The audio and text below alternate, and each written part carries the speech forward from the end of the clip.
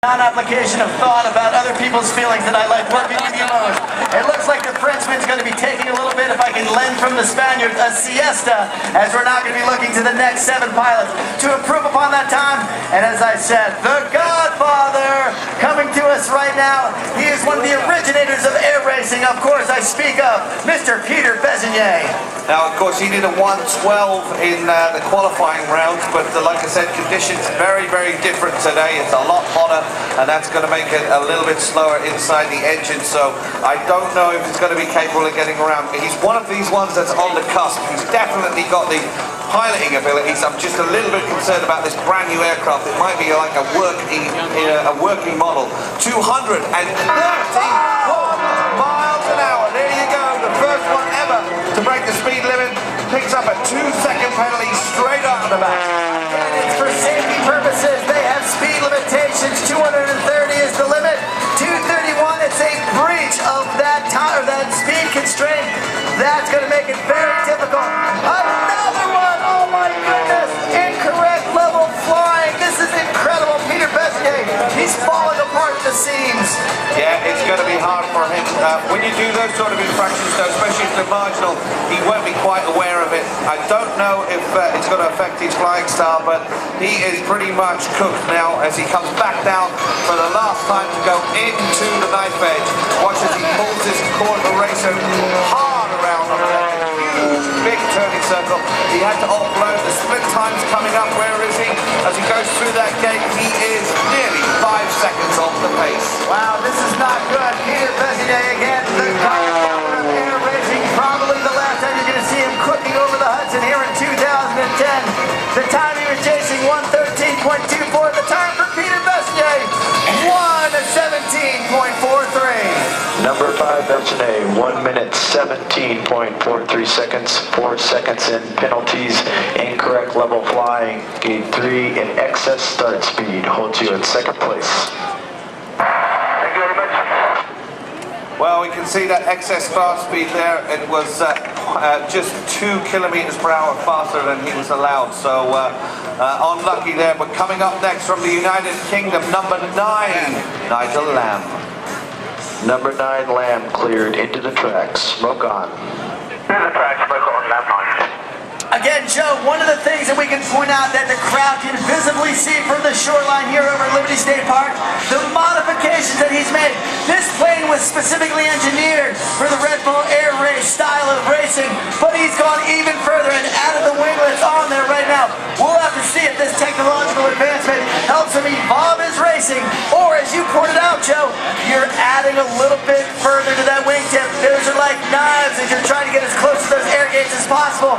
Will it come back to bite him? We'll know here in just one moment. But again, Joe, this is one British pilot that has been super consistent, sitting currently number 3 overall in the championship chase. And his start speed, as you take a look from his tail camera, coming across that start-finish line, 215 miles an hour. Okay, Nigel's got to hold it together for Team Breitling. A lot riding on this, and the engineers have been working hard on the engine as well, not just the aerodynamic mods that you see.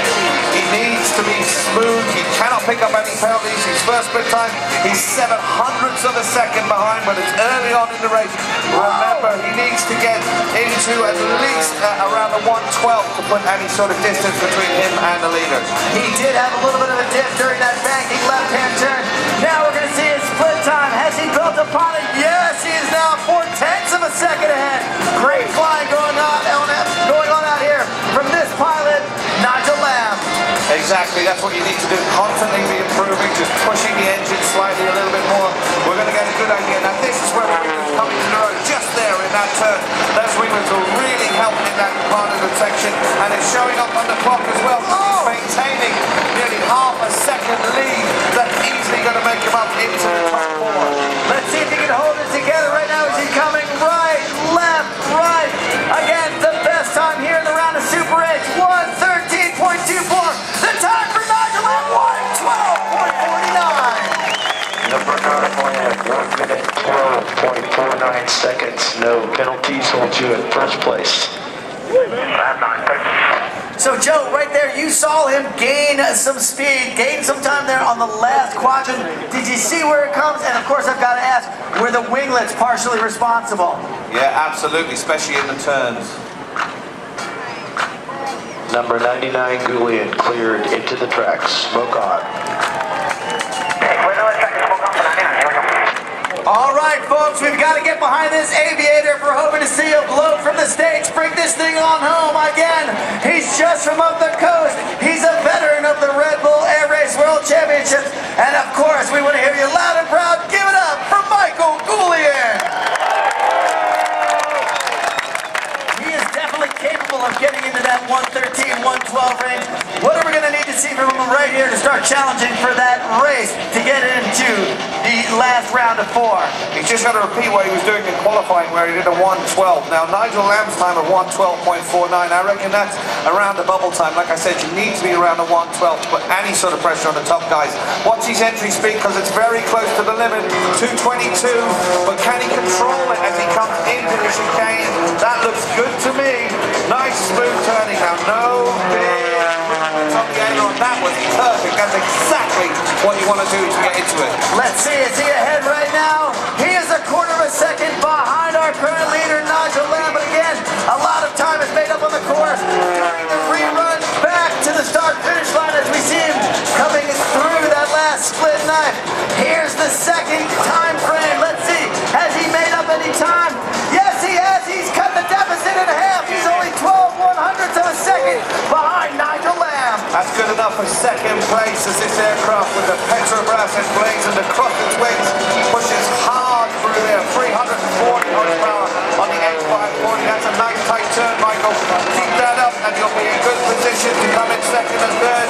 The time is 0.25. The American take the lead. Let's see if we can bring home one aviator. Put those hands together. Send out those carbon bars.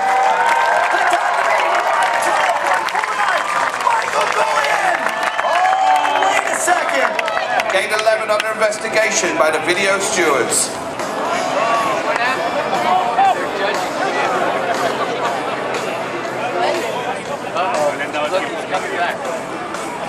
What did I do? Do it again.